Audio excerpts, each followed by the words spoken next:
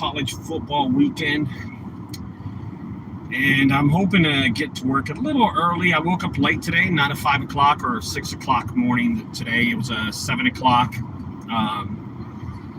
Did a few business phone calls, and then I started driving. I'm gonna go get my coffee right now, but I wanted to talk to y'all and communicate what happened earlier. And I was talking to a junk removal business that's struggling really hard, and he's closed his doors. He closed his doors already. He's not even in business, but he's thinking of getting back into it. And I told him, I said, listen, and I've been with this guy. I was really close with this guy, and I've been with him, and I've heard him talk to customers before. I've heard him communicate with customers in the past, and I've heard his sales pitch. And I'm telling you right now,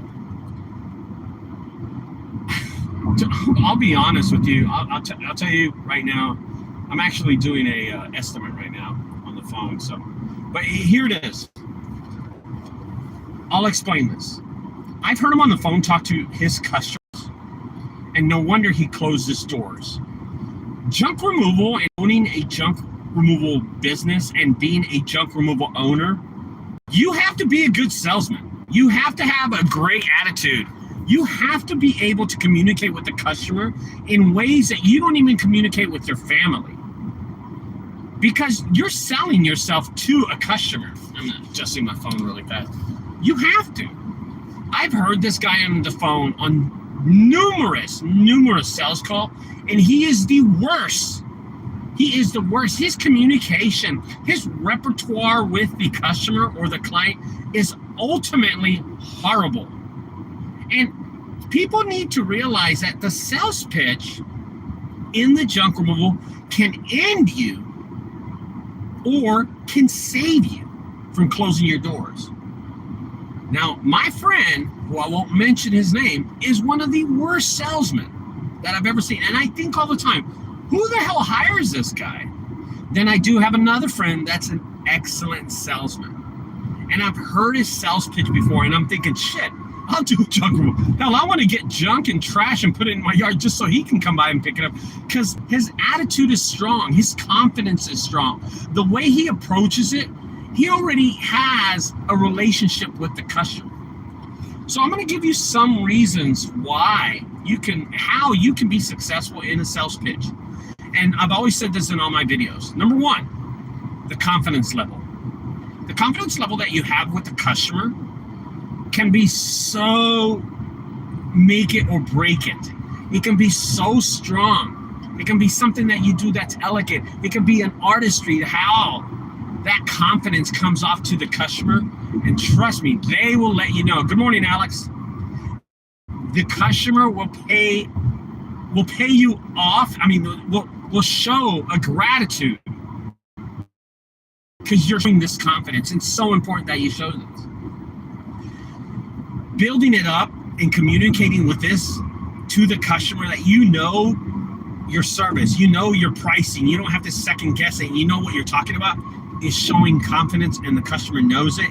They won't tell you, but definitely they will hire you if they know what you know about junk removal, okay? So if they follow you, dude, knowing what the hell you're doing, don't show up to a sales job, to a junk removal, not knowing specifics. Maybe your pricing's wrong, or you don't know how to price it properly. Number two, is it going to show up? Those are the small little acreage, little small parts of the business that can actually rub off, and the customer will know, this dude doesn't know what the hell he's talking about. So have your professionalism, and this is categories called professionalism, okay? It's professionalism is knowing that you know this industry. And if you don't know this industry, I'm going to tell you something, the customer's going to know. Oh, he's definitely going to know. The client's just going to go, what is this clown dude at my house now?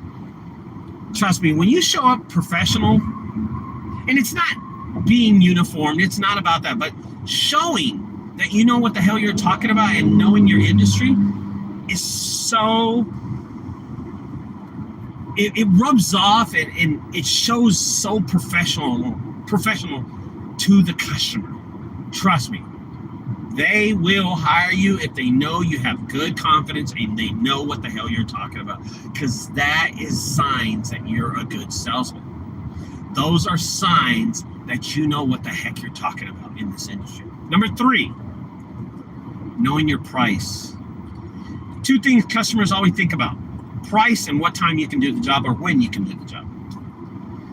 Having your price accordingly, not pricing yourself out of these jobs, having yourself within that soft little moment, that little soft spot, is the correct way to run a business.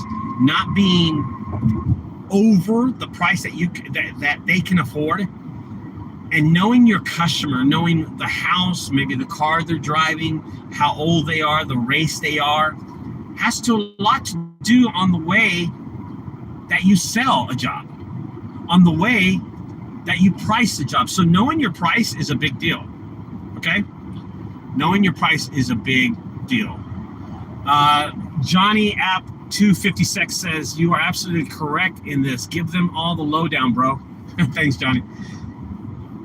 Pricing your junk removal is easily one of the biggest mistakes that you can make if it's wrong. If you price yourself wrong, you're going to lose the job. Nobody's going to want to pay $1,000 for a small garage clean out. Now $300, $400. It depends. But pricing yourself out of a job is how you can be a bad salesman. Know when to pick the right price. Knowing your customer. Having the right price is knowing your customer. You have to know your price. If you have those 3 things in junk removal, I'm going to tell you, you will be successful as being a good salesman. But answering the phone like this: what's up? How may I help you? Hey man, what's up? Hey, it's John. How may I help you? What the fuck just happened there, guys? And I know a friend that answers the phone like that. He doesn't say his brand. He doesn't say his name of this company. He doesn't market himself like that. All he does is answer the phone. Hey, what's up, man? What's up, man? What's that about? When I answer the phone, I say junk removal service. I don't even say junk guys, because I want to clarify with the customer and be specific with the customer and be straightforward with them, who I am and what I am. In conclusion to this video, I want to say I've talked to one of my friends out of Tennessee, Nashville, Carson, and he's a good friend of mine, and I've heard his sales pitch. I've been on phone calls with this sales pitch, and one thing that I've noticed that he's really good at is comforting the customer. Comforting the customer. Now, this is a part of my sales pitch, but I do it all the time, not realizing I'm doing it. But knowing their life, knowing who they are. Now, on one of the sales pitch that I was on his, I was in his ear, and he went up to the customer. He goes, Ricardo, I want you to stay on the phone and see if I do this right. He went up to the customer, greeted himself to the customer, asked to go see their deck. You know, he had been there prior, but he knows the lady so good that he's like, hey, ma'am, how are you? And she's like, hey, Carson. And I can hear her repeat his name. And dude, I'm telling you, that is so essential to being a good salesman, is comforting the customer.